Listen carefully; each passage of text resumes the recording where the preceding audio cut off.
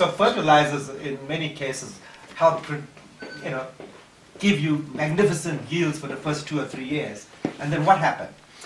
You had a point of diminishing, what we call the law of diminishing returns.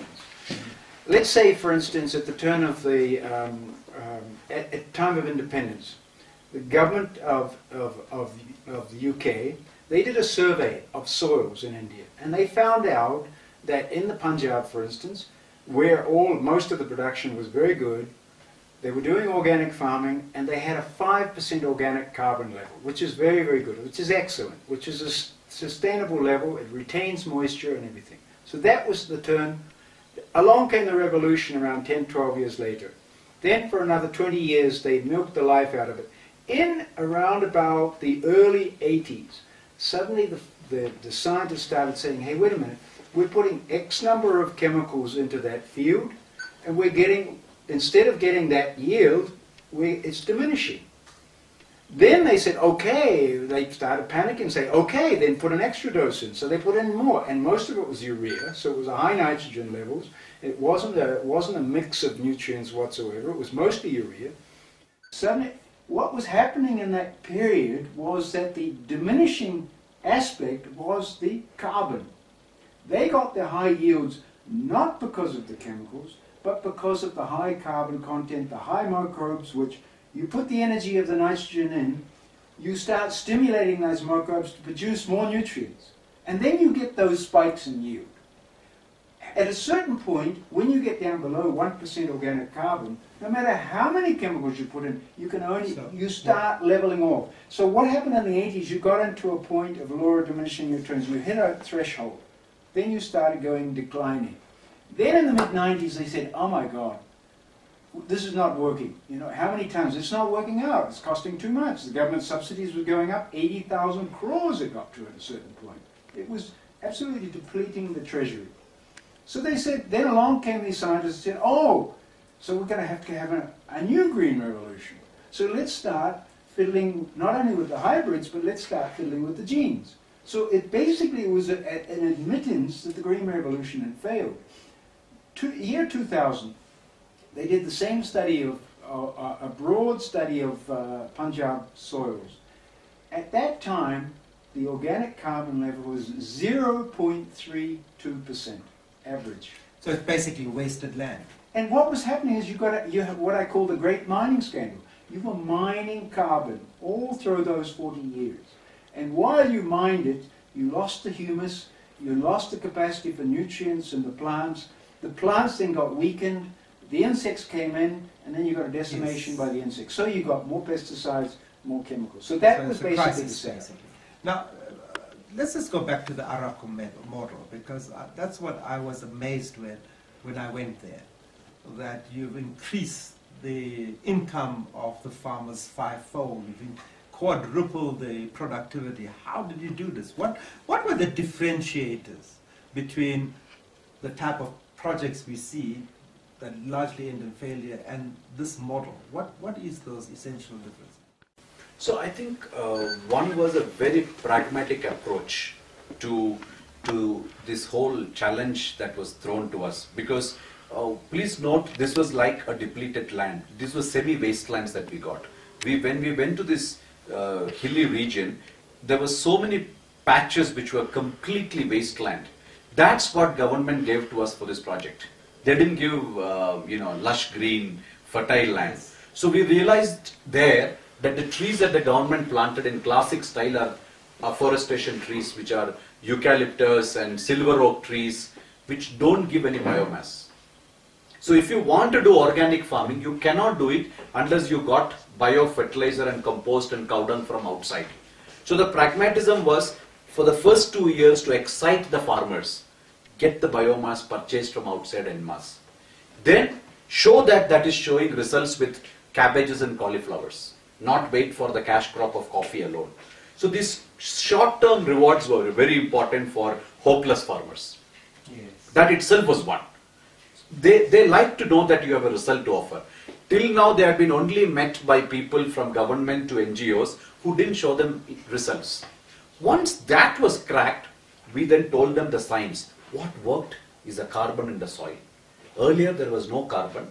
Now by putting these things, carbon came. And these are more good than fertilizer because this only further enriches. So everybody agreed for creating more biomass. The biomass got collected from all over the village, and this program at the production went up.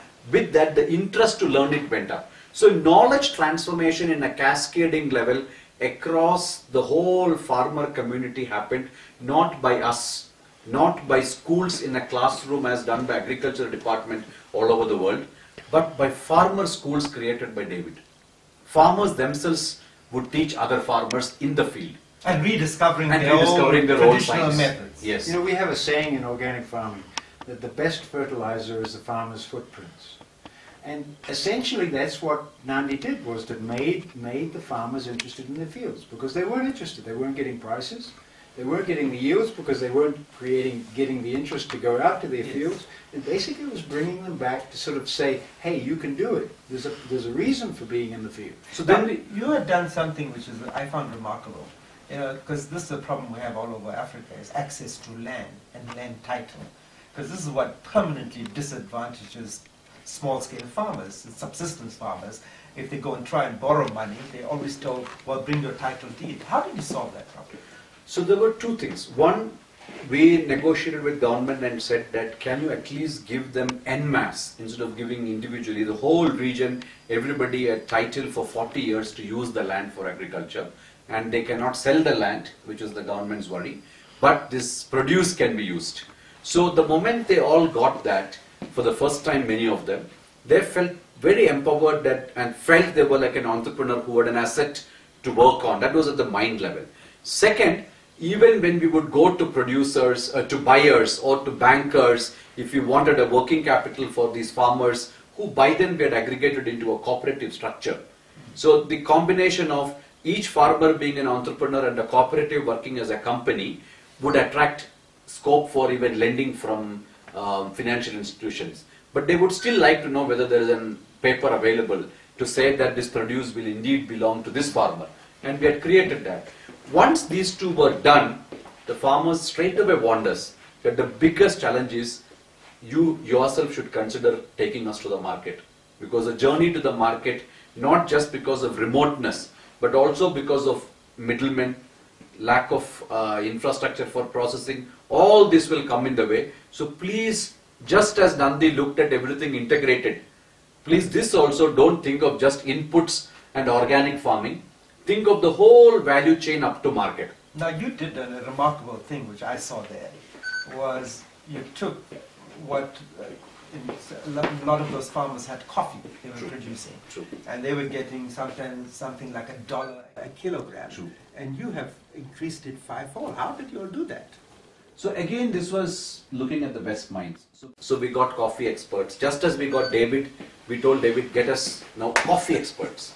So when coffee experts were hired in to serve as consultants, to serve as advisors, some paid, some pro bono, they told coffee market, you have to get into the niche market, look at the arbitrage opportunities. One is fair trade certification, the other is organic certification, and the third is get into better and better ways of making the coffee quality go up.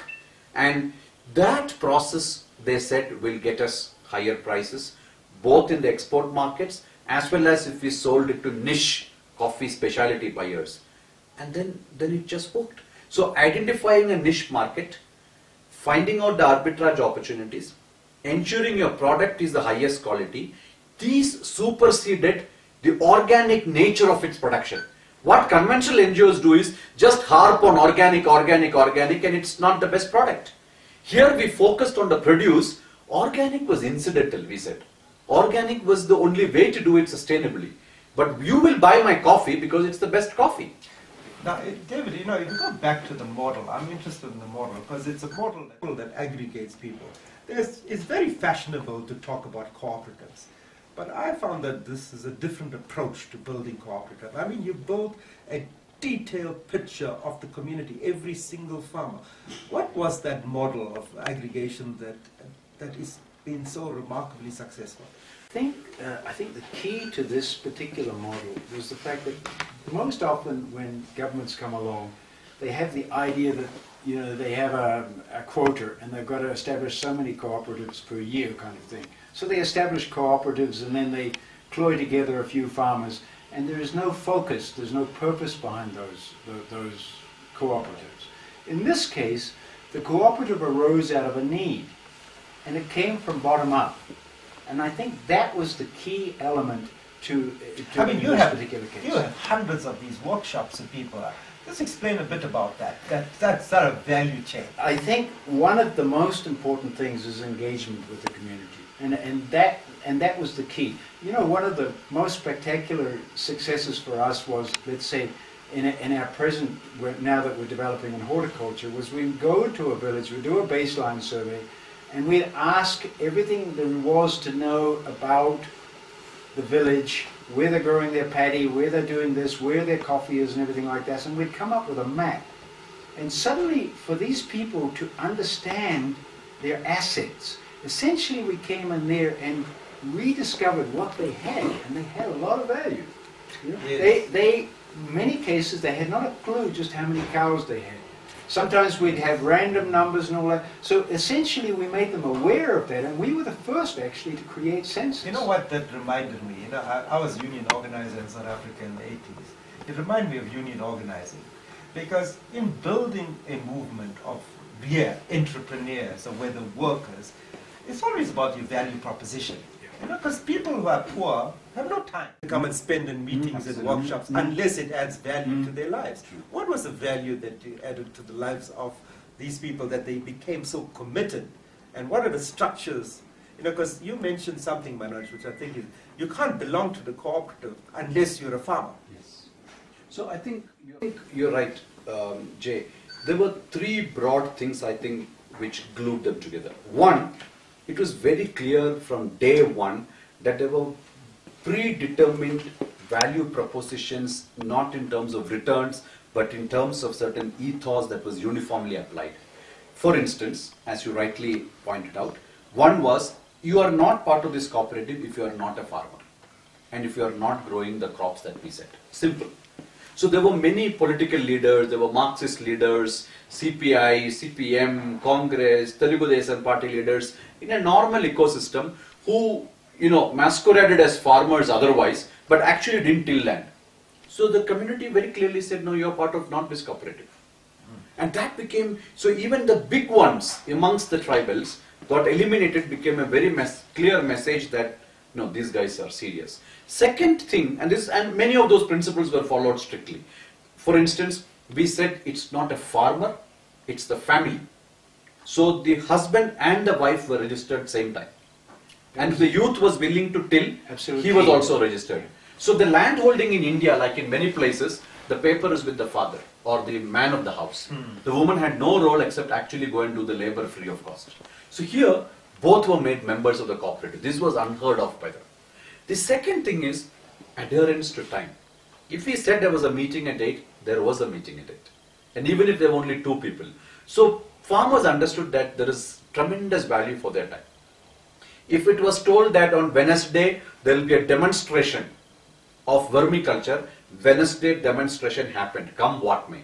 So over time, these things made them to believe when these people say something, they mean it, they will deliver. And the last was, their biggest challenge was, how will you manage finances both for the input cost and how will you manage and guarantee markets.